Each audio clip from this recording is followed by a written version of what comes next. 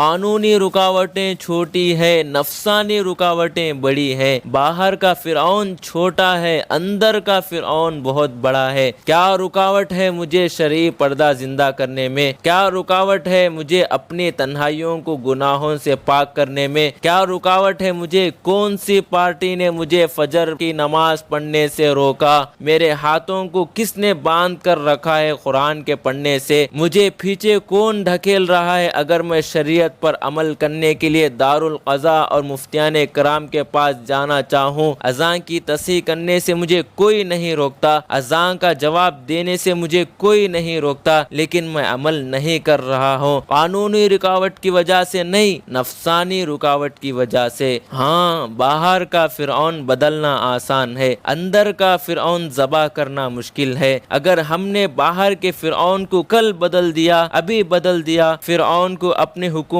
کی کرسی سے اتار دیا، حسن بصری کو بٹھا دیا، عمر بن عبدالعزیز کو بٹھا دیا، تو کیا میرے بیٹوں کی آوارگی ایک وقت ختم ہو جائے گی؟ کیا میرے خاندان کی بے پردگی اور شادی کی رسمیں ایک ساتھ نکل جائیں گی محض حکومتوں کے بدلنے کی وجہ سے؟ نہیں نہیں، ہرگز نہیں۔ اللہ انتظار میں ہے کہ اپنے آپ کو بدلو، ہم انتظار میں ہیں کہ اللہ حکومت کو بدلیں۔ نحمدہ ونصلی علی رسولہ الکریم، اما بعد، اعوذ باللہ من الشیطان الرجیم، بسم اللہ الرحمن الرحیم، وما الحیاة الدنیا الا متاع الغرور، وقال تعالی یا ایہا الذین آمنوا ادخلوا فی السلم کافہ ولا تتبعوا خطوات الشیطان، صدق اللہ العظیم۔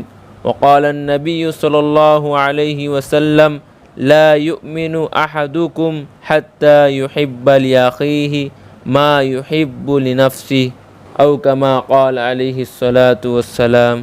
میرے عزیز دینی ماؤں اور بہنوں، اللہ جل جلالہ وعم نوالہ نے بڑا کرم کیا، اسلام سے نوازا، ایمان کی دولت دی، دین اور علم کے ماحول سے نوازا۔ کرونا کے بعد ایک نئی زندگی اللہ نے مجھے اور آپ کے لیے مقدر فرمائی۔ کتنی عورتیں بیوہ ہو گئیں، کتنے بچے یتیم ہو گئے، کتنے باپ نے اپنے بچوں کو دفن کیا، کتنے بھائیوں نے اپنے بھائیوں کو نہلایا، اور کتنی بہنوں نے اپنی بہنوں کو، ان کے خاندان کے ذمہ داروں کو دنیا سے رخصت ہوتے ہوا دیکھا۔ نئی زندگی، نئی صحت اللہ نے دی ہے، ہمیں نیا عمل کر کے بتلانا چاہیے، اپنی روش کو، اپنی صبح شام کو، اپنے سوچنے اور جینے کے انداز کو اس کرونا کے بعد بدلنا چاہیے۔ کسی نے اپنے موت کو دائیں بائیں نہیں دیکھا، کسی نے قیامت کے منظر اپنی نگاہوں کے سامنے نہیں دیکھیں۔ عبرت لینے کے لیے بہت کچھ ہے، کتابیں لکھی ہے علماء نے مستقل کرونا کے دور سے عبرت لینے کے، سبق حاصل کرنے کے موضوع پر۔ عبرت دی اللہ نے، دنیا کتنا بڑا دھوکہ ہے۔ سبق دیا اللہ نے کہ چھینک اور بخار پر چہیتے دوست بھی دور ہٹ جاتے ہیں۔ سبق یاد دلایا اللہ نے، کہتے تھے نماز کے لیے وقت نہیں ہے، قرآن سیکھنے کے لیے وقت نہیں ہے، قضائے عمری پڑھنے کے لیے وقت نہیں ہے، قضا روزے رکھنے کے لیے وقت نہیں۔ اب لو 5 مہینے تمہیں گھر میں بند کر دیتا ہوں، 2 سال وقتاً فوقتاً تمہیں بند کر دیتا ہوں۔ پوری دنیا میں سناٹا، ساری سڑکوں پہ سنسانی چھائی ہوئی ہے۔ اب مجھے عمل کر کے بتاؤ، کتنوں نے قدر کی ہم جانتے ہیں، بہت زیادہ نے ناقدری کی وہ بھی جانتے ہیں۔ جسم کا مقید ہو جانا بڑی بات نہیں ہے، جذبات کا خواہشات میں، جذبات کا فضولیات میں، تنہائیوں کا فونوں میں مقید ہو جانا، بند ہو جانا، جگڑ جانا، یہ بڑی مصیبت ہے۔ کام کرنے والوں نے جیلوں میں کام کیا۔ مجدد الف ثانی رحمۃ اللہ علیہ نے فتنہ اکبری کی کمر توڑ دیا قید خانے میں رہ کر۔ حفظ الرحمن سہروردی رحمۃ اللہ علیہ نے قصص القرآن نامی کتاب لکھی قید خانے میں رہتے ہوئے، اور اسی طرح شیخ الہند رحمۃ اللہ علیہ نے ترجمہ قرآن لکھا مالٹا کی جیل میں رہتے ہوئے، اور بدیع الزماں سید نورسی رحمۃ اللہ علیہ نے ترکی میں 6000 خط لکھے، 30 سال تک جیل میں رہتے ہوئے۔ کام کرنے والوں نے جیلوں میں بھی کیا، کھلی فضا میں رہنے والے بھی کام نہیں کرتے ہیں۔ جب دل مردہ ہو جاتے ہیں، جب احساس مردہ ہو جاتے ہیں، اللہ تبارک و تعالیٰ نے ایک موقع دیا ہے کہ ہم بچی کچی زندگی کی قدر کر لیں۔ دنیا کے بدلتے حالات، ابلتے ہوئے فتنے، بدلتے ہوئے قانون، ظالموں کا تسلط، حکومتوں کی شکایت، یہ ایک ایمان والے کا شیوا نہیں ہو سکتا۔ اللہ نے قرآن میں فرمایا فَلَوْلَا إِذْ جَاءَهُمْ بَأْسُنَا تَضَرَّعُوا وَلَكِنْ قَسَتْ قُلُوبُهُمْ وَزَيَّنَ لَهُمُ الشَّيْطَانُ مَا كَانُوا يَعْمَلُونَ۔ قرآن نے کہا جب ان پر حالات آئے تو یہ روتے گڑ گڑاتے ہمیں مناتے ہیں، اللہ سے رجوع کرتے ہیں، لیکن ایک گناہ کم نہ ہوا، ایک نیکی میں اضافہ نہ ہوا، ایک فون کے غلط استعمال سے توبہ نہ ہوئی۔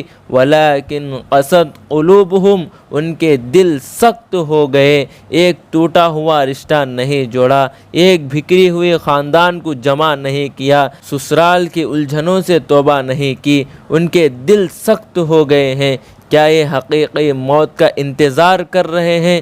کیا یہ حقیقی قیامت کا انتظار کر رہے ہیں؟ اپنی تکمیل کی فکر کر لیتے، پورے دین میں داخل ہونے کی فکر کر لیتے۔ قانونی رکاوٹیں چھوٹی ہے، نفسانی رکاوٹیں بڑی ہے۔ باہر کا فرعون چھوٹا ہے، اندر کا فرعون بہت بڑا ہے۔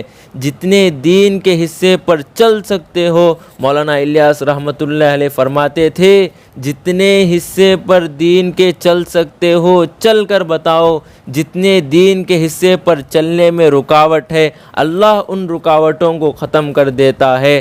جہاں تک راستہ کھلا ہے آگے بڑھو، جہاں راستہ بند ہے اللہ اس راستے کو کھول دیتے ہیں۔ کیا رکاوٹ ہے مجھے شرعی پردہ زندہ کرنے میں؟ کیا رکاوٹ ہے مجھے اپنی تنہائیوں کو گناہوں سے پاک کرنے میں؟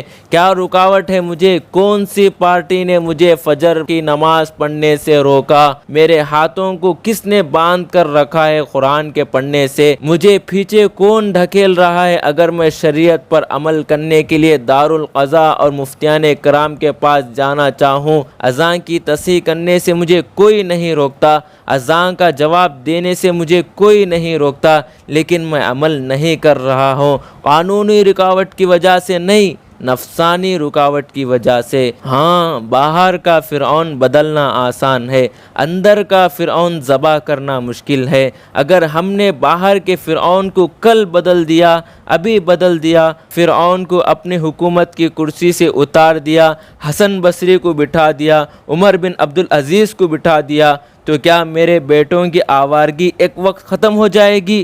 کیا میرے خاندان کی بے پردگی اور شادی کی رسمیں ایک ساتھ نکل جائیں گی محض حکومتوں کے بدلنے کی وجہ سے؟ نہیں نہیں، ہرگز نہیں۔ اللہ انتظار میں ہے کہ اپنے آپ کو بدلو، ہم انتظار میں ہیں کہ اللہ حکومت کو بدلیں۔ قرآن کہتا ہے ان تنصروا اللہ ینصرکم ویثبت اقدامکم، تم اللہ کے دین کی مدد کرو، پہلا کام تمہیں کرنے کا ہے۔ پہلے چھری حضرت ابراہیم علیہ السلام نے چلائی، پہلے شہر مصر حضرت موسیٰ علیہ السلام نے چھوڑا، پہلے حضرت حاجرہ نے اپنے شوہر کو رخصت کرنے کے لیے وہ راضی ہو گئیں۔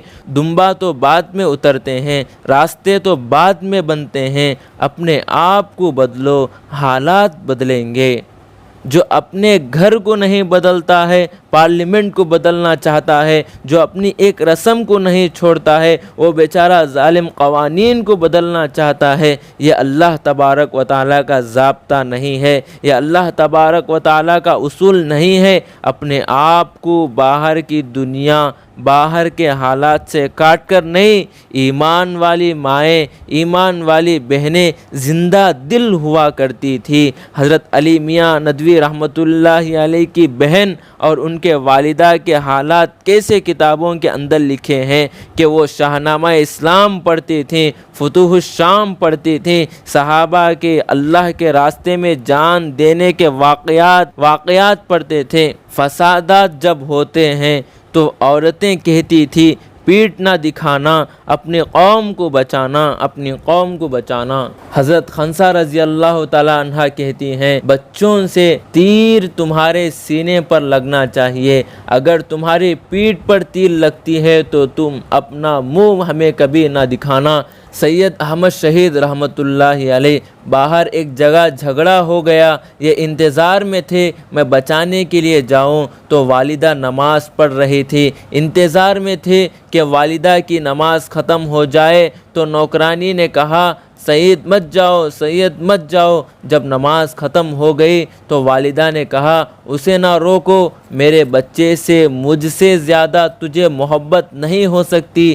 سید کسی پر ظلم نہ کرنا، لیکن اپنے مظلوم بھائی کی حمایت بھی پوری کرنا، چاہے جان نکل جائے، اپنے مظلوم بھائی کی حمایت بھی پوری کرنا۔ ایسے جوش، ایسے ولولے۔ ہمارے گھروں کی محرومی فقیری نہیں ہے، نئے کپڑوں سے محرومی فقیری نہیں ہے، اچھی گاڑیوں سے محرومی اصل ناداری نہیں ہے۔ اصل ناداری یہ ہے کہ حوصلے مردہ ہو گئے، اصل فقیری یہ ہے کہ تمنائیں دفن ہو گئے، اصل ناداری یہ ہے کہ ہمیں اپنے 2 روٹی 2 بوٹی 2 مکان 2 دکان 2 بچے 2 چولہے 2 چکی، اپنی ساس بہو دیورانی جھٹانی، جو لوگ چھوٹی چیزوں سے نہیں نکلتے وہ بڑے کاموں کے لیے کیسے قبول ہوں گے؟ جو چھوٹے ظرف والے ہوتے ہیں ان سے بڑے کام نہیں لیے جاتے ہیں۔ جن بہنوں سے اللہ نے بڑے کام لیے ہیں انہوں نے چھوٹی چیزوں کو نظر انداز کر دیا، ان کو مال کی تنگی نہیں، فاقے آیا کرتے تھے، اور اسی طریقے سے مارکاٹ کے واقعات نہیں، کئی جنازے زندگی میں وہ اٹھایا کرتے تھے، لیکن کوئی مایوسی نہیں، کوئی پس ہمتی نہیں، کوئی اپنے مشن سے پیچھے ہٹنا نہیں چاہتے۔ آخرت ان کے آنکھوں سے اوجھل نہیں ہوئی اور ان کے لیے اللہ کو راضی کرنا ہی سب سے بڑی منزل بن چکی تھی۔ اللہ تبارک و تعالیٰ نے ہمیں پورا دین دیا ہے، ایک انگلی کٹ جائے، انگلی نہیں ناخن تھوڑا سا زیادہ کٹ جائے کمی محسوس ہوتی ہے، اتنی چمڑی زائد نکل گئی، میری زندگی میں معاملات کا دین نہیں ہے، میری زندگی میں صلہ رحمی کا دین نہیں ہے، عمر بیت گئی، نفل اعتکاف گھر میں کرنے کی لذت نہ ملی اور اپنے دین کی کمی کا احساس میری بیٹی کو نہیں ہے، میں نے اسے شریف پردے کے حدود اور احکام نہیں بتلائے، جیسے ناخن کے تھوڑے سے حصے کٹ جانے سے احساس ہوتا ہے، دین کے پورے شعبے کے نکلنے کا احساس نہیں ہوتا۔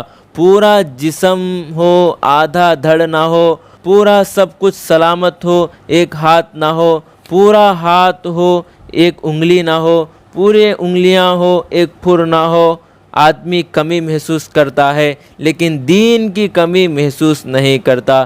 اگر بال سر میں جھڑ رہے ہوں اس کے عیب ہونے کا احساس ہے، لیکن اللہ سے محبت کم ہوتی جا رہی ہے، دنیا کی محبت بڑھتی جا رہی ہو تو پھر اس کے عیب ہونے کا احساس نہیں ہے۔ ناشکری بڑا عیب ہے، شوگر کا بڑھ جانا بیماری نہیں ہے، ناشکری بڑی بیماری ہے۔ ناشکری نے شوگر کو پیدا کر دیا، ناشکری نے شوگر کو بڑھا دیا، اور اسی طریقے سے بی پی کا بڑھ جانا بڑی بیماری نہیں ہے، غصے کا بڑھ جانا، بے لگام ہو جانا یہ بڑی بیماری ہے، یہ بڑی بیماری ہے۔ بے لگام غصے نے ہی خاندانوں کو تباہ کر دیا، اولاد کو بدکنے اور متوحش ہونے پر مجبور کر دیا اور اپنی ضد پر باقی رکھ دیا۔ معافی چاہنے کی ہمت نہیں ہے۔ ہمارے لیے نمونہ سسرالی زندگی میں، اپنے مائکے زندگی میں حضرت صلی اللہ علیہ وسلم کا طریقہ ہے۔ جو لڑکیاں سسرال کو اپنا گھر اصلی نہیں سمجھتی وہ اپنی زندگیوں میں ناکام رہتی ہے۔ جو لڑکیاں بار بار میکے آتی ہیں اپنا اصلی گھر کبھی نہیں بسا سکتی۔ میکہ ذمہ داری سیکھنے کی جگہ ہے، سسرال ذمہ داری نبھانے کی جگہ ہے۔ میکے میں اندھی محبت کرنے والی ماں ملتی ہے، سسرال میں ذمہ داری نبھانے پر محبت کرنے والی ماں ملتی ہے۔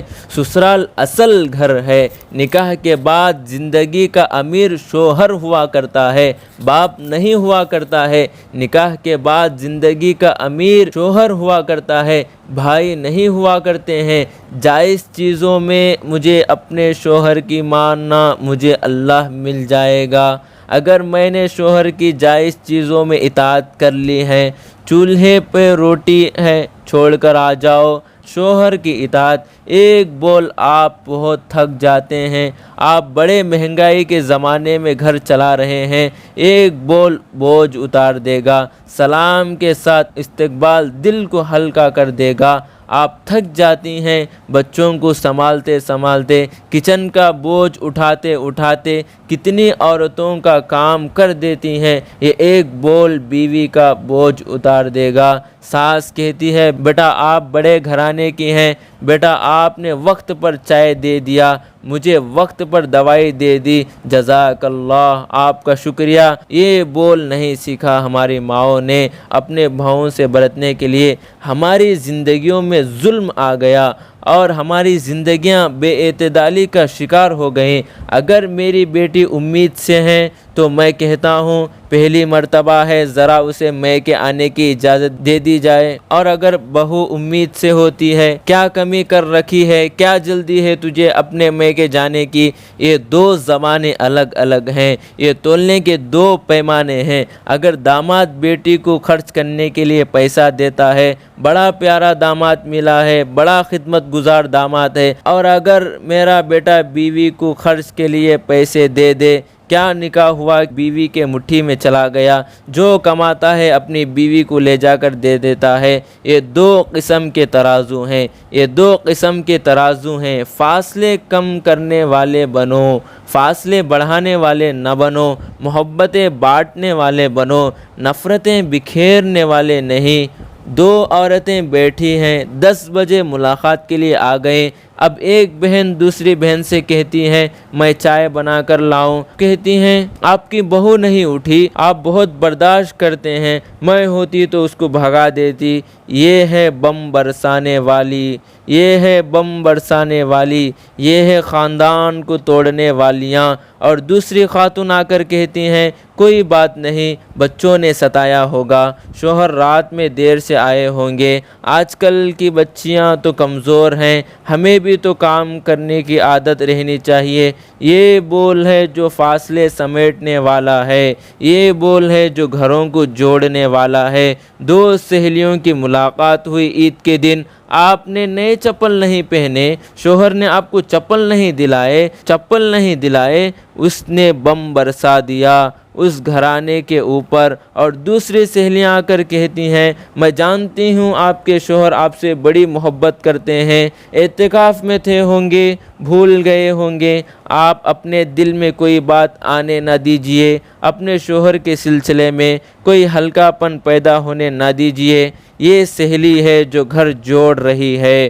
میں سیرت سے سناتا ہوں حضرت محمد صلی اللہ علیہ وسلم کا طریقہ۔ بیٹی فاطمہ دکھڑے لے کر آتی ہیں، ابا جی میرے اور حضرت علی میں یوں ہو گیا، دکھڑے لے کر آئی۔ پیارے آقا صلی اللہ علیہ وسلم نے فرمایا بیٹا میں نے تو قریش کے افضل ترین جوان سے تمہارا نکاح کیا۔ آپ نے وہ بات کہی جس سے بیٹی کا اعتماد شوہر پر بڑھ جائے، آپ نے وہ بات نہیں کہی جس سے بیٹی کا اعتماد شوہر پر کمزور ہو جائے۔ حضرت رقیہ کا انتقال ہو گیا، آپ نے اپنی دوسری بیٹی ام کلثوم کا نکاح حضرت عثمان رضی اللہ تعالیٰ عنہ اداسی کو، داماد کی تکلیف کو دیکھتے ہوئے دوسری بیٹی کا نکاح حضرت عثمان رضی اللہ تعالیٰ عنہ سے کیا، یہ فرماتے ہوئے کیا اگر میری 40 بیٹیاں بھی ہوتیں تو ایک کے بعد دوسری کا نکاح عثمان سے کر دیتا۔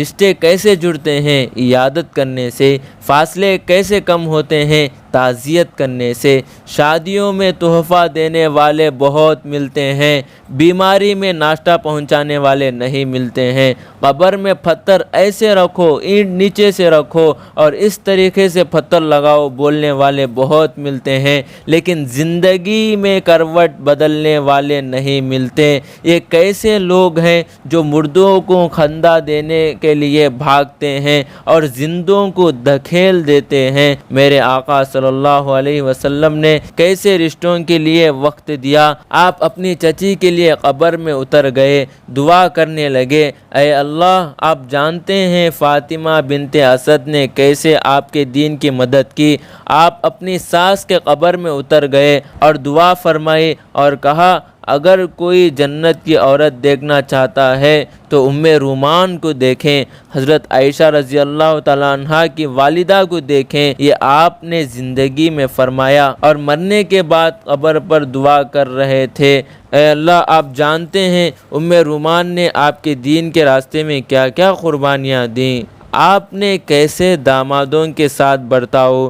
ابو العاص بن ربیع رضی اللہ تعالیٰ عنہ ابھی تک مسلمان نہیں ہوئے۔ اسلام سے پہلے ان کا نکاح حضرت زینب سے ہوا، حضرت زینب مسلمان ہو گئی، ابو العاص بن ربیع مسلمان نہیں ہوئے، بدر میں کافروں کی طرف سے گرفتار ہو کر آ گئے۔ حضرت زینب نے کہا میں نے ابو العاص کو پناہ دے دی ہے۔ آقا نے فرمایا سنا تم نے، یہ میری بیٹی زینب کی آواز لگتی ہے، اس نے پناہ دے دیا، اب کوئی ابو العاص بن ربیع پر حملہ نہ کریں۔ آپ نے اپنی بیٹی سے کہا بیٹا یہ تمہارا شوہر ہے اور ابھی تک علیحدگی کا فیصلہ نہیں ہوا، اسی لیے اپنے شوہر کا اکرام کرو، اپنے شوہر کا اکرام کرو، لیکن تنہائی نہ کرنا، اس لیے کہ وہ ابھی تک مسلمان نہیں ہوا ہے۔ ابو العاص بن ربیع ان اخلاق سے متاثر ہوئے۔ ابو لہب نے کہا میرے بیٹوں نے محمد کی دونوں بیٹیوں کو طلاق دے دیا، ابو العاص تم بھی طلاق دے دو۔ حضرت ابو العاص بن ربیع نے کہا نہیں نہیں، مجھے زینب جیسی بیوی اور کہیں نہیں مل سکتی۔ معاشرے میں جلتی آگ پر تیل ڈالنے والے زیادہ ہیں، جلتی آگ میں پانی ڈالنے والے کم ہیں، رشتہ لانے والے کم ہیں، رشتوں میں کمیاں نکالنے والے زیادہ ہیں۔